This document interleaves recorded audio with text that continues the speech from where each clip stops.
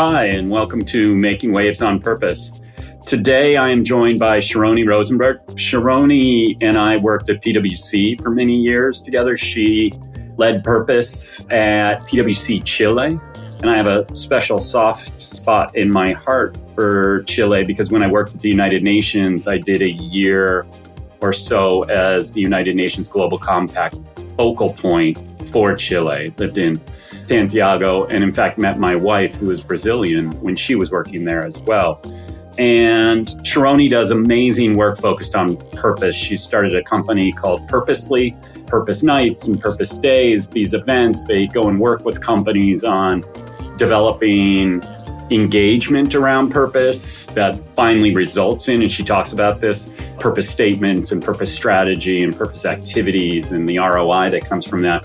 Really smart person, wrote a great book on purpose and is in the midst, I think, of writing another super important conversation about purpose that I think you'll get a lot out of.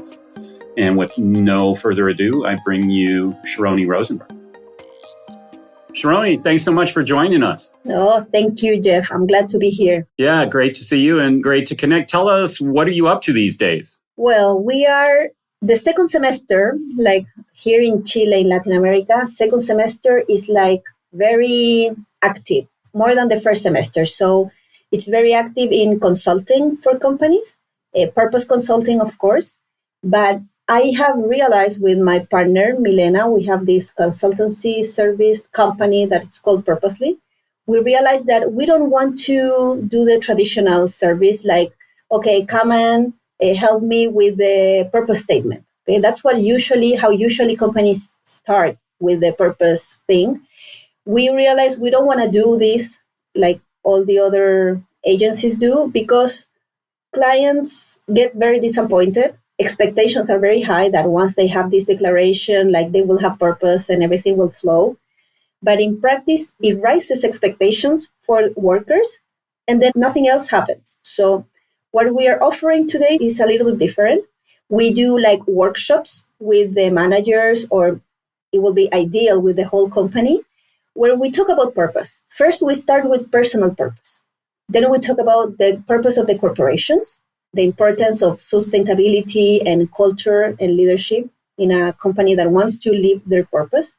And then we link the personal purpose with the company's purpose. Like, how can you link your personal purpose with your company's purpose? And very rich conversations come out that give us insight that will later help us bring up a purpose for the company.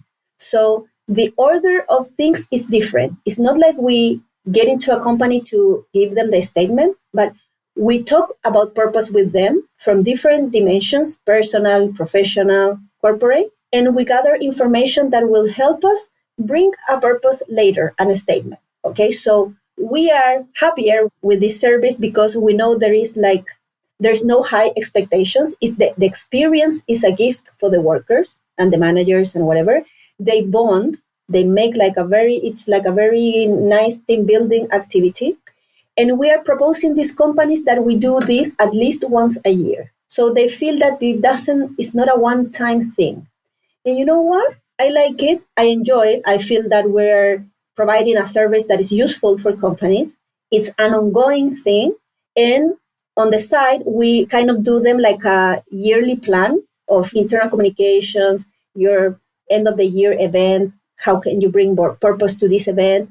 And in some cases, we also review the strategy. We provide some projects, but the focus is put on the experience of the people in the company. That's our focus. We start from there. It's really interesting because in some ways you're talking about introducing the concept or the purpose of purpose so that you're not just coming in there and saying, hey, we're going to help you build a purpose statement and letting whomever in the company is thinking about this, think about it within their own lens. Like if I'm in marketing, I'm thinking, oh, well, this is a marketing effort. And if I'm in HR, I think it's a recruiting effort. And really, it's a strategy. It's much higher. It's much bigger. It's the reason the company exists and should kind of integrate and be coherent across the company. But far too many, you and I were talking in the green room, and I'm a big fan of saying we've got to move it from the bumper sticker, from the bumper to the boardroom. So tell me, how is that playing out when you're working with companies, are you finding resistance? Are you finding... No, actually, they feel the authenticity of our service. Like, okay, purpose is good, but it's not working in really embedding it into corporations. So our proposal is new. It's not so risky because we start with a workshop that is not so expensive. So they see if it works. They see how the feeling of people is. And it's not so good that I say it, but people have been very happy and very connected with themselves and with the company. So the experience itself feels like living purpose in the company, even though it's not declared yet. So, like, I'm going to finish now the first project after 2 years. And just after 2 years, we're just going to show what the purpose is after all the workshop and the activities and putting the strategy together. So it's been like an inside work after telling this to people. To me, purpose is so much more in the inside than in the outside. Like, that's what my fight with marketers is about. Right. I mean, it's very similar to Jim Collins' book years ago, Good to Great. He had this hedgehog concept, which was like, what drives your economic engine? What can you be the best at in the world? And what drives the passion of your people? And it's at that kind of center of that Venn diagram that he called the hedgehog concept. And he said it usually takes 2 years. It's hard work to uncover that. You may think you got it in an afternoon, but you don't. It takes a long time. But for me, it's a little different than what Jim Collins says, in the sense that everybody's trying to, how can I say this? To show that the alignment between the workers and the company has to be 100%. So we all have to have the same passion. We all have to make the revenue the same way. And we all have to be talented in the same way, which is very difficult. Okay, so what we are trying to prove that there are like two big myths about purpose, like connecting personal with the corporate. The first myth is that. So I have to be 100% aligned with my company's purpose in order to feel that I can live my purpose in the company. So for example, you and me, we worked at PwC for a long time, and the purpose was to build trust and solve important problems. My personal purpose is to inspire people so that they can awaken the purpose inside of them. It's not the same. But I was very happy working in PwC for 13 years, and their purpose was about trust and problems. So you can say there was not an alignment of purpose. There was an alignment of purpose because I believe in trust. It's a value that I value. It's not my principal value. My principal value is inspiration. It's something that I do now in my consultancy firm, 100%, but it still works. So what we want to prove, and we are doing a big study about this, is that it doesn't have to be 100% match. It doesn't have to be against your values. Okay, so if you tell me, go work at Shell, for example, I will tell you, I'm not aligned with their values because of what they do. Okay, I'm against carbon emissions. I believe in climate change. So I'm not aligned with Shell's purpose of energizing the world through energies that are not renewable. Okay, I cannot work there, but it's not necessary. But in the other case of PwC, it's not against my values, so I can work there. Okay, that's one myth. And the second myth is that you think that, we talk about it, that purpose is a cause. So I care a lot about immigration and refugees. Okay, I've done some projects about that. Does it mean that I have to work in the United Nations? Is the only place where I can work? Or in the ministry of whatever in your country takes care of immigrants? Does it mean that? No. I care about that issue. I think it's important. And I read the news, I talk about it, I try to help people, but that cause doesn't have anything to do with my work, probably. Okay?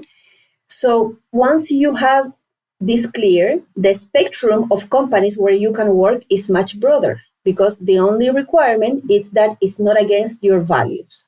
Okay? And we have this model where we say, okay, there are 3 elements I need to live my purpose in the company. The first one is to be conscious about my personal purpose and the purpose of the company. Okay? Conscious that there is something called purpose and what it is. And that's mainly what we do in the workshops I tell you. We talk about what purpose is and why it's important and why people is looking for purpose. And the same for companies. So be conscious. That's the first step. Then there has to be an ethical alignment. That's what I tell you, that it cannot be against my values. Like I could not work in a company that sells tobacco or weapons or whatever. Okay. And the third one, that is the most important, is that I am allowed to deploy my personal purpose in the company. So in my case, it's inspiring people to awaken their purpose. So as long as these three elements are present in my daily job, I'm going to feel like I'm aligned with my company's purpose. Mm-hmm. What is the first problem with finding people? People don't know anything about purpose, and even less what is their personal purpose. Well, then we have another distinction. We have purpose in life and personal purpose. That's another issue. I don't know if something you want to talk about it, but it's complex. But we're trying to find like different ways to do purpose, because we know that right now all we do is talk about it and the implementation is not working. So it's creating a lot of frustration, and purpose is going to be a trend when really is the recognition of our human nature in work.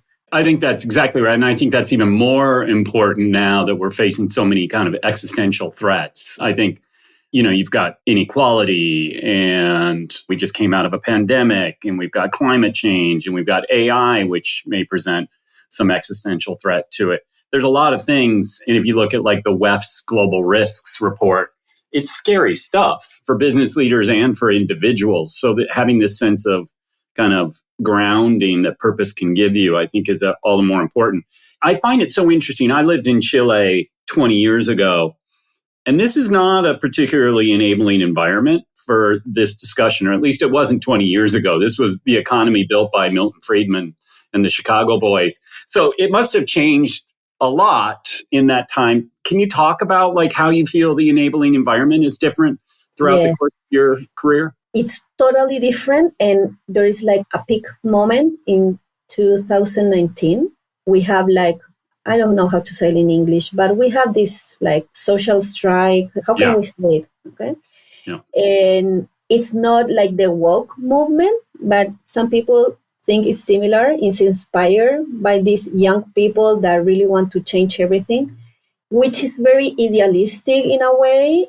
But I value that they brought up issues that were very hidden deep inside society, like inequality, for example. And the speech of meritocracy, that if you study in a university, you're going to get a good job and live well, it's not working anymore. It did work for a long time, that promise, but young kids that are out of college, they know that they're not going to be able to buy a house or neither a car or nothing like very expensive, which it was like the Chilean dream. Have your house, have your car, and send your kids to private school and private health. That was like the dream. And now they don't have any chance to do that. Everything is much more expensive. And besides that, they're very conscious and like from the environment. They are very much into diversity and inclusion. So I think after this strike in October, like 5 months before the pandemic, the influential people, like the leaders of organizations, realized that there was something coming up that they didn't see it coming. And it had a lot to do with the new generations. So they're much more willing to hear. They have not transformed themselves. Like they tell me, like, honestly, I don't believe in this. I much more prefer the context where I was raised.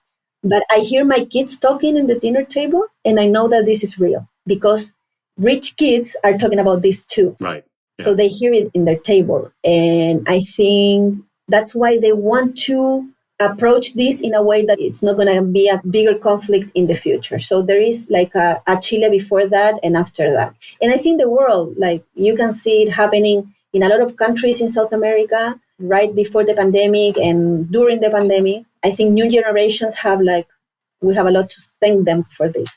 I think that's right. And you kind of touched on this. I think there's a risk, though, of companies that kind of dip their toe in this and they talk about it, but they don't really do it, and that they raise expectations that then are kind of dashed or people are disappointed. I think that's interesting. Like, how do we engage company leaders whose heart's really not in it, but help them bring them along on this kind of change escalator? Whoa, that's like the hardest, because if you don't have the CEO really believing this in a personal way, it's not going to work for sure. Because at the first problem you have, the first shortage of budget, they're going to send purpose to the bumper, like you say. Yeah. It happened to me. I've seen it. So I'm sorry to say this, but I think you have to wait for the change of leader. Like someone that is 55 or 60 years old and has not really awakened from a conscious perspective, it's very difficult that they do unless they have like a big loss or their companies in a really, I don't know, some people it's broke out after the pandemic, so they realize what is really important. Like if there's not really a consciousness awakening, I would not even try. Like I'm not trying actually. That's one of the reasons I want to be independent in my consultancy, because I want to choose who I want to work with, who I invest my energy with, because I know that it's not going to work in every case. To me, the most important part is like the conviction of the leadership. Without that, it's very, very, to me, it's impossible, or I haven't achieved it. Yeah, it's interesting. This enabling environment, like what are the precursors to this taking root? That's interesting. I was recently at your event, Purpose Day in June, which was phenomenal. And you talked about how this relationship between purpose and happiness and feeling like part of a mosaic. Can you talk a little bit about that? Because I thought that was amazingly powerful and really, in some ways, counterintuitive. Because I asked myself this question, like when I was, this event is like a whole day where we had different speakers and activities. It's for people working in companies that are really trying to push this further, like they're ambassadors in their company. So the spirit of the event is totally different than a traditional corporate event. It's people that really dream big, that want to change the world. So I think that's the formula for the success of this event. And when I was preparing my keynote, I asked myself the question, like, I'm a lawyer, I study so much, like I've done tons of master's degrees and whatever, and work in big companies, and now I'm independent and I wrote this book and I'm doing research and whatever. Like all the things I've changed in my life because I believe in purpose, have they made me happier than I was before? And the truth is that no. I was happy before too, working as a consultant in PwC. I was very happy too. I had other things, like I have belonging, I have friends, stability or whatever. So what is the big difference? Why I keep doing what I'm doing now and I don't go back to a big corporation? Because I feel something that I never felt before. Not even when I was a kid or when I was studying, or that I feel that I'm in the right place where I am supposed to be. So that's the analogy with the mosaic. Like it's perfect, a mosaic, it's beautiful, but every mosaic is a little piece of the big art, and it's in the precise spot where it has to be. And it only works if it sees itself as part of the big art that is part. Like a mosaic itself, it's nothing. But when it's in the spot where it has to be, it conforms this beautiful art painting. So that's really how I feel. And talking with my friends or with you, Jeff, or any person that is working in purpose, I think that that's what happens. Like we know we have to be there. That's our place. And it's hard sometimes. And sometimes we have to go against the masses, like to stand out what we think, what we believe.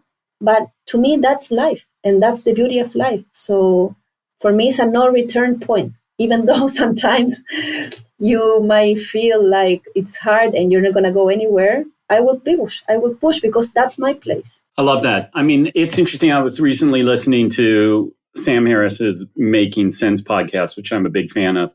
And he was talking to a behavioral psychologist who talked about transformative experiences and how you're happy before and you're happy after, and that you really don't know what the before and after is going to be. And that's maybe not always the core goal is happiness or satisfaction, but maybe it's about growth and change. And I love this idea of feeling like you're part of something bigger, because it's pretty easy to feel like the challenges we all face are overwhelming. Some of the ones that I outlined earlier, inequality and climate change, and, what can I do about all of those?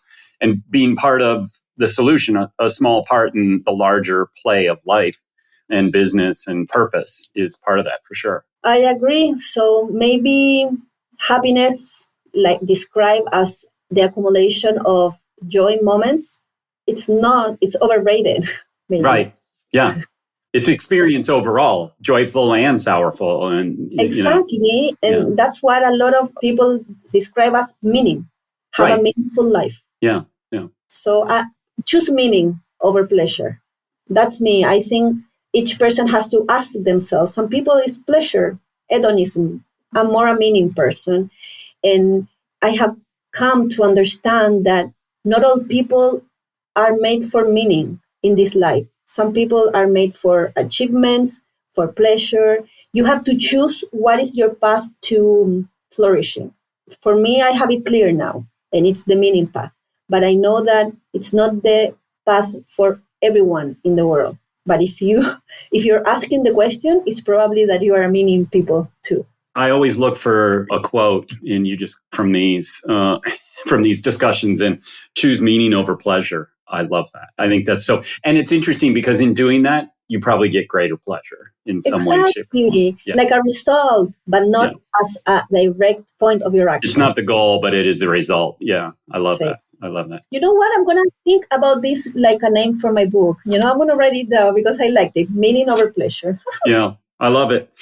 Always great to talk to you, Sharoni. Thanks so much for everything you do. I think the work you're doing is so important. I thought your event was fabulous. The group that you bring together and the kind of unique alchemy that you're able to create in that environment is really special. So thanks. And thanks for joining us today. Jeff, and it was great having you in Chile. Amazing. We'll do it another time, for sure. Absolutely. Hasta pronto. Hasta pronto, querido. Bye-bye. All right. Take care.